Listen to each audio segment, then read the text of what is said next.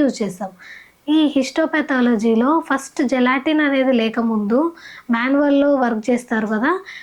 ఆ మాన్యువల్‌లో వర్క్ చేసినప్పుడు egg albumin అనేది ఇప్పటికి కూడా జెలాటిన్ అనేది యూజ్ చేస్తున్నారు మాన్యువల్ వర్క్‌కి.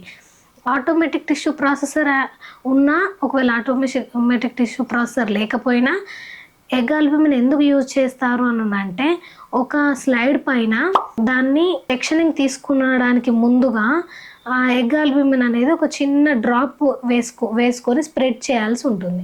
ఎందుకు ఆ ఎగ్ ఆల్బుమిన్ స్ప్రెడ్ చేయాలి అంటే, మనం నార్మల్‌గా హెమటాలజీ ల్యాబ్‌లో ఏమేం స్మియర్స్ చేస్తాము, మలేరియా కోసం స్మియర్ చేస్తాము, ప్లేట్లెట్స్ కోసం గానీ, ఇలా మార్ఫాలజీ ఐడెంటిఫై చేయడానికి బ్లడ్ స్మియర్స్ చేస్తాము.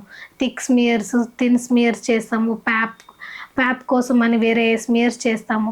ఇలాంటి చిన్న చిన్న బ్లడ్‌యి గానీ, సర్వైకల్ ప్యాప్ స్మియర్స్ గానీ, ఇలాంటి ఎలాంటి హిస్టాలజీకి సంబంధించినవి